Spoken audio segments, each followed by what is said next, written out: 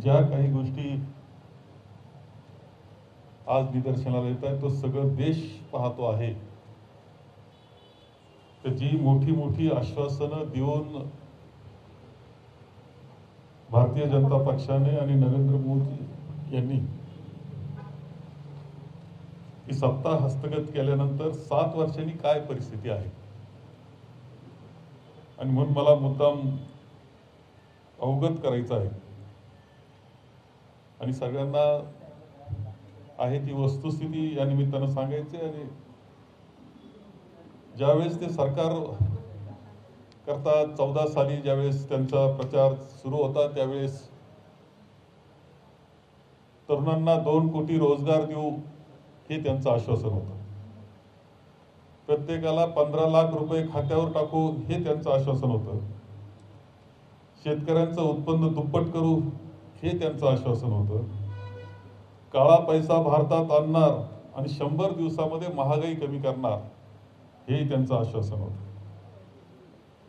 आपण हे त्यांचं 7 वर्षानंतर पाहिलं तर यातलं कोणतंही आश्वासन त्यांनी पूर्ण केलेलं नाही। 100 दिवसात महागाई कमी करू म्हणणाऱ्यांचं आता 100 रुपये पेट्रोलच्या दरानं पार केलेलं आहे। सेंचुरी मारली पेट्रोलने। 90 रुपये डिझेलचे सुद्धा झालेले आहेत आणि LPG गॅस सुद्धा 900 रुपयाला जाऊन पोहोचलेला आहे। त्यावेळेस एखादा रुपया वाढल्यानंतर आंदोलन करणारे रस्त्यावर येणारे भारतीय जनता पक्षाचे पुढारी आणि कार्यकर्ते आता कुठे लपून बसले यांचा शोध घेणं आवश्यक आहे असं मला वाटतं। 7 वर्षामध्ये आंतरराष्ट्रीय बाजारपेठेमध्ये कच्च्या तेलाच्या किमती कमी झाल्या पण आपल्याकडे मात्र कच्च्या तेलाच्या किमती कमी झाल्या नाही, त्या वाढतच आपल्या पक्क्या तेलाच्या किमती कमी झाल्या नाही, ते वाढत राहिल्या आणि सर्वसामान्याच्या खिशातून पैसा काढला गेला आणि पर्यायानं महागाई वाढवण्याचं काम संपूर्ण महागाई वाढवण्याचं त्यातून घडलेलं आहे हे नाकारता येत नाही।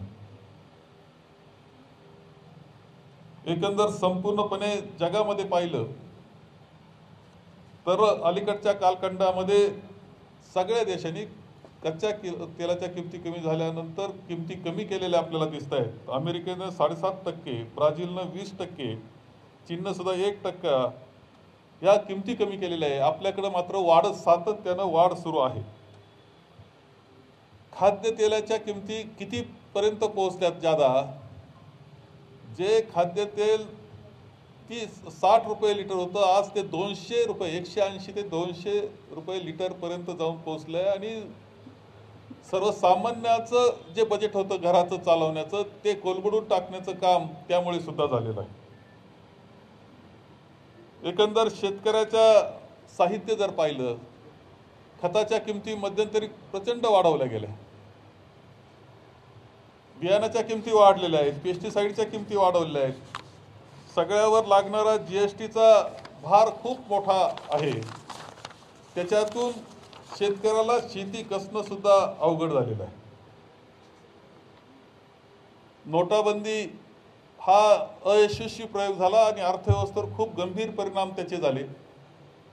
त्यानंतर GST केली गेली, GSTचा सुद्धा भार शेवटी सर्वसामान्य माणसावर आला आणि जे काही UPAच्या कालखंडामध्ये आदरणीय सोनेजींच्या नेतृत्वाखाली डॉक्टर मनमोहन सिंगजींच्या नेतृत्वाखाली अनेक विषय अत्यंत चांगल्या रीतीने सोडवले होते, अर्थव्यवस्था सक्षम ठेवली होती, जगात मंदी होती परंतु भारतात नाही हे जगानं मान्य केलं होतं, ती सगळी परिस्थिती बदलून गेलेली आपल्या सगळ्यांना दिसते आहे। आज पाहतो आहे आपण की कामगार कायद्यामध्ये बदल केले गेले, 3 कायदे केले गेले कामगार कायदे, जे 1946 मध्ये स्वतः पंडित जवाहरलालजी नेहरू यांनी आणि भारतरत्न डॉक्टर बाबासाहेब आंबेडकर यांच्या पुढाऱ्याने एक बेसिक कामगार कायदे तयार केले गेले होते। त्यानंतर आपल्या सर्व चळवळी कामगारांच्या चळवळी झाल्या, त्याच्यामधून आणखी कामगार आणि सर्वसामान्याला हक्क देण्याचे कायदे केले गेले। हे सगळे कायदे एका फटकऱ्यामध्ये लोकसभेत आणि राज्यसभेमध्ये संपवले गेले आणि आता मात्र कामगार कायद्याऐवजी मालकाला आधार देणारे, त्यांना ताकद देणारे असे कायदे निर्माण केले गेलेले आहेत. हे सुद्धा या निमित्तानं मी आपल्या निदर्शनाला आणून देत आहे.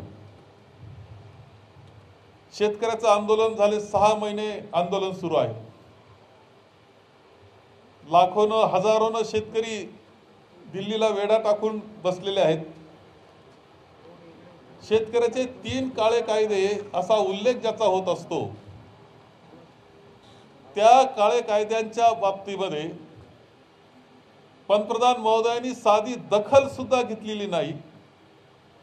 त्या शेतकऱ्यांची अवहेलना केली गेली, त्या आंदोलनाची दखल घेतली नाही, त्या शेतकऱ्यांची अवहेलना केली गेली. त्यांच्या रस्त्यामध्ये खिळे ठोकणे असेल, त्यांच्यावर पाण्याचा थंडीमध्ये पाण्याचा मारा करणे असेल, अशा पद्धतीनं ते आंदोलन दडपण्याचा प्रयत्न हा केला गेला. आजही ते आंदोलन सुरू आहे 6 महिन्यानंतर. परंतु नेमकं त्यांची काय इच्छा आहे त्या शेतकऱ्यांची हे समजून घ्यायला पंतप्रधानांना वेळ नाही, ही वस्तुस्थिती आहे.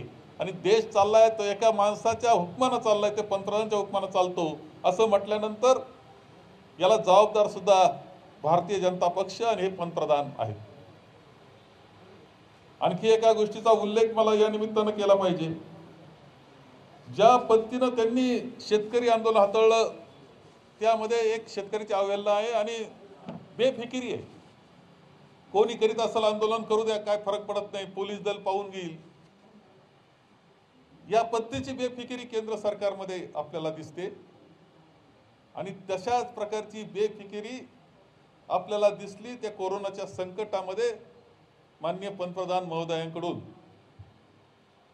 कोरोनाचं संकट येणार हे स्वतः माननीय राहुलजींनी खूप लवकर सांगितलं होतं. काळजी घ्या हे सांगितलं होतं, परंतु दखल घेतली नाही. उलटा ट्रम्पच्या स्वागताकरता लाखोचा मेळावा भरवण्यात आला. परदेशातून येणाऱ्या प्रवासी या बाबतीत जे केंद्राने निर्णय घ्यायला पाहिजे ते घेतले गेले नाही. आणि कोरोनाच्या पहिली लाटेमध्ये ते संकट वाढून गेलं आणि ते देशभर पसरलं.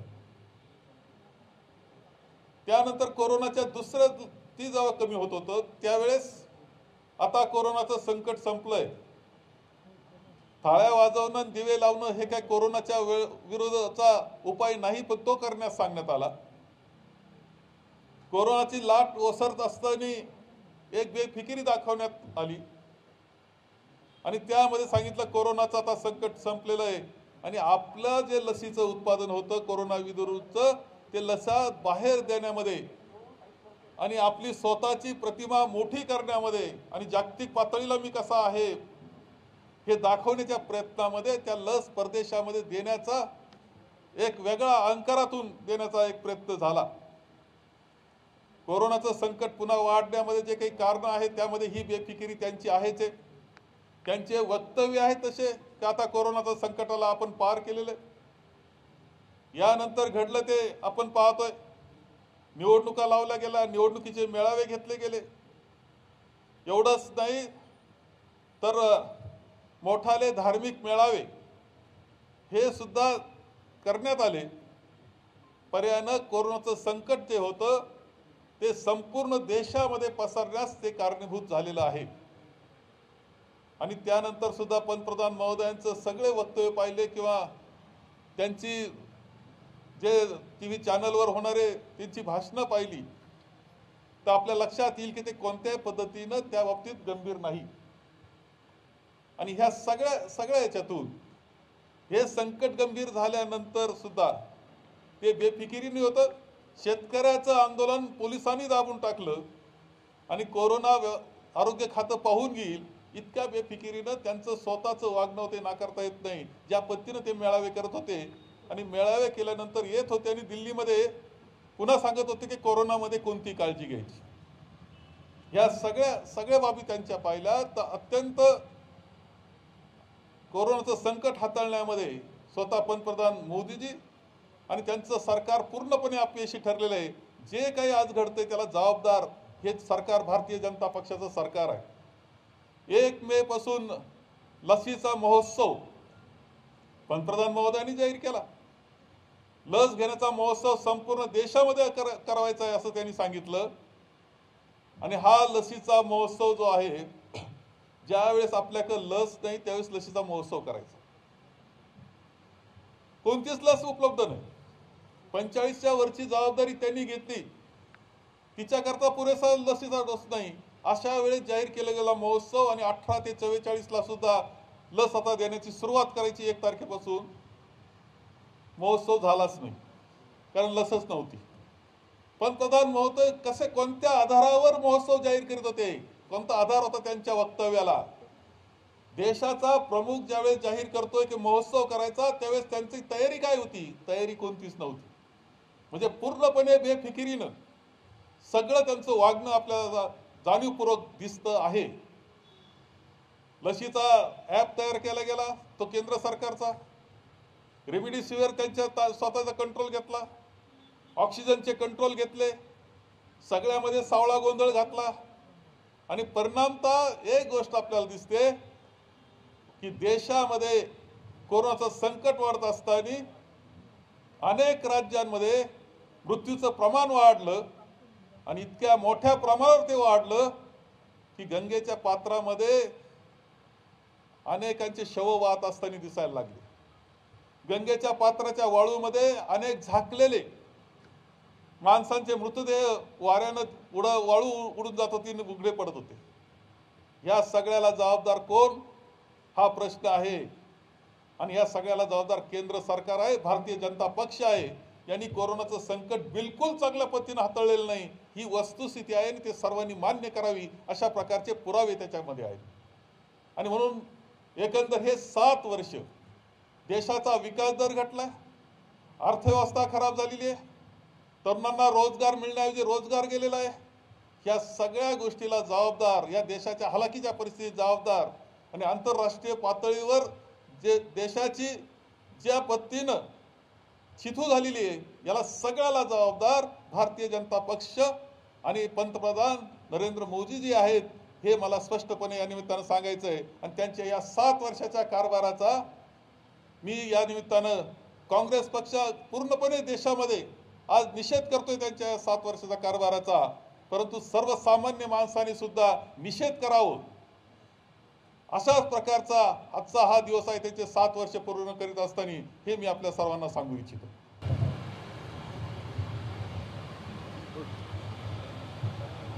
पेट्रोल दरवाढीवर आंदोलन करण्यात आलेलं आहे।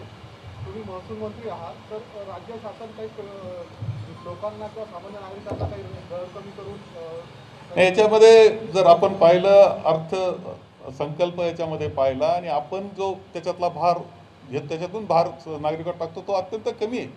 प्रामुख्यानं जो भार टाकला जातोय तो केंद्र सरकारचा आहे आणि केंद्र सरकारने यामध्ये निर्णय घेणं आवश्यक। कच्च्या तेलाच्या किमती कमी होत असताना वाढतं, याच्यावरच आपण लक्ष केंद्रित केलं पाहिजे।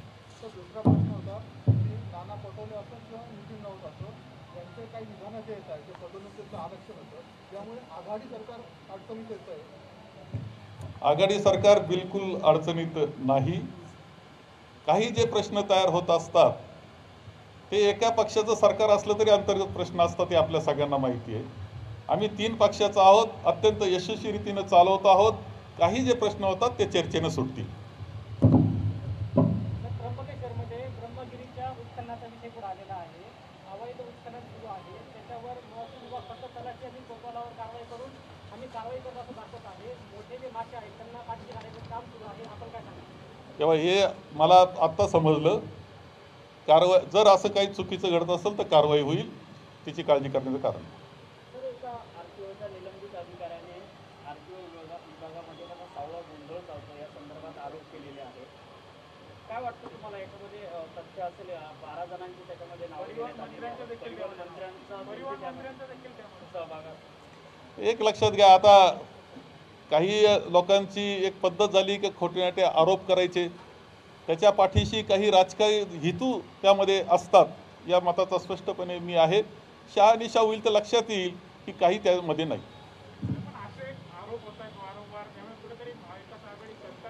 महाविकास आघाडी सरकारला अडचणीत आणण्याचे अनेक प्रयोग हे सुरू आहेत, त्याचा तो एक भाग असू शकतो। सर्वे केला, मात्र त्यामध्ये अजूनही राहुल गांधी त्यापेक्षा मोदींना जास्त पसंती मिळते. तुम्ही त्या आता त्यांनी केलेले जे सर्वे आहे त्याच्यावर स्वतंत्र बोलण्याचा विषय आहे, परंतु सर्वेला मुद्दे कोणते दिले असं आहे की मुद्दा असा द्यावा की पंतप्रधानांनी मोदींनी शेतकऱ्याचं आंदोलन कसं हाताळलं. इथं आता विचारा सगळ्यांना, पंतप्रधान मोदींनी कोरोनाचं संकट कसं हाताळलं. तुम्ही प्रश्न काय विचारता याच्यावर उत्तर असतं, त्याच्यावर मार्क द्यायला लागले तर थोडे मार्क चुकीचेच येतील. माझं मत असं आहे की पूर्ण अपयशी अशा प्रकारचं हे सरकार आहे, नरेंद्र मोदी जे आहेत.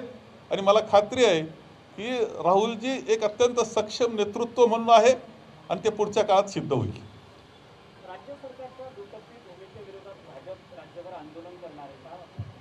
दुटप्पी भूमिका कसली आहे? वेगवेगळे आरोप करतायत की राज्य सरकार ही दुटप्पी भूमिका मांडत आहे. मला असं वाटतं की दुटप्पी भूमिका राज्य सरकारची तर बिलकुल नाही. राज्य सरकारनं कोरोनाचं संकट ज्या पद्धतीनं हाताळलं त्याचं कौतुक हे देशामध्ये नाही WHO सुद्धा केलेलं आहे. पारदर्शकतेनं आम्ही हाताळलेलं आहे. अत्यंत चांगल्या पद्धतीनं पेशंटची व्यवस्था चांगल्या पद्धतीनं केली आहे, औषध व्यवस्था चांगल्या पद्धतीची आहे हे. आणि तुम्ही पाहिलं असेल की या सगळ्या मृत्यू होणाऱ्यांच्या हे असेल, या सगळ्या गोष्टी इतक्या चांगल्या पद्धतीनं आपण पाहतो. ज्यावेळेस नदीतून प्रेत वाहत आहेत आणि तो भारतीय जनता पक्ष त्यांच्या राज्य जिथं आहे ते नदीतून प्रेत वाहत आहेत, वाळूतून प्रेत उघडे पडलेत आणि ते आरोप काँग्रेस इथं आमच्यावर करतायत, आघाडी सरकारवर करतायत. त्यांना कोणताच अधिकार हा आघाडी सरकारवर आरोप करण्याचा नाही आणि यामध्ये त्यांची दुटप्पी भूमिका दिसते आहे. त्यांनी इथं आरोप करण्याऐवजी राज्याला कशी मदत करता येईल याकरता दिल्लीला गेलं पाहिजे, बसलं पाहिजे. वादळ आलं, नरेंद्र मोदीजी स्वतः म्हणजे वादळ आलं ते केरळकडून जात होतं किनारपट्टीनं. फक्त गुजरातच होतं का? तुम्ही मात्र फक्त गुजरातला जाता, 1000 कोटी रुपये जाहीर करता आणि महाराष्ट्राच्या बाबतीत पाहत सुद्धा नाही. थोडंसं इकडे हेलिकॉप्टर फिरलं असतं तर बिघडलं नसतं, पण ते पाहत नाही. आता आमच्या भारतीय जनता पक्षाच्या इथल्या पुढाऱ्यांनी याच्यावर काय केलं? त्यांनी जरी त्यांचा पक्ष असला तरी नरेंद्र मोदीजींना प्रश्न विचारला पाहिजे की तुम्ही गुजरातला जाता महाराष्ट्राला का आलं नाही. याच्यामध्ये सगळ्यामध्ये भारतीय जनता पक्षाच्या महाराष्ट्राच्या पुढाऱ्यांचा हा महाराष्ट्र द्रोह दिसतो. ते महाराष्ट्राशी बांधिलकी त्यांची जनतेशी नाही हे स्पष्टपणे दिसतं. संभाजीराजांनी आपली भेट घेतली, मराठा आरक्षणाबाबत आपली भूमिका नाही, याच्यामध्ये मराठा आरक्षण मिळावं या भूमिकेचे तर आम्ही स्पष्टपणे आहोत. त्या करता पूर्णपणे प्रयत्न आम्ही करतो आहोत आणि जे जे आवश्यक असेल त्या पद्धतीनं निर्णय आमचे होत आहेत आणि आम्ही करू. तर ब्रह्मगिरी पोखरला जातोय, महसूल विभागाच्या आशीर्वादानं हा सगळं पोखरण्याचं काम चाललंय. जवळजवळ 1.5 ते 2 एकर पूर्णपणे ब्रह्मगिरी कापण्यात आला, तरी प्रशासनाला माहिती नव्हतं आणि माध्यमांनी बातम्या केल्यानंतर मग कारवाई करण्यात आली. तर याबाबत आपण सीमांकन करणार आहोत का ब्रह्मगिरीचं? तेव्हा हे नक्की आपण तुम्ही सांगितलं हे मला आता समजलेली गोष्ट आहे. मी सगळंच अवगत असतं, मंत्र्यांना असं काही नसतं. जे काही चुकीचं घडलं असेल त्याच्यावर कारवाई होईल आणि पुढं होणार नाही याची काळजी घेतली जाईल.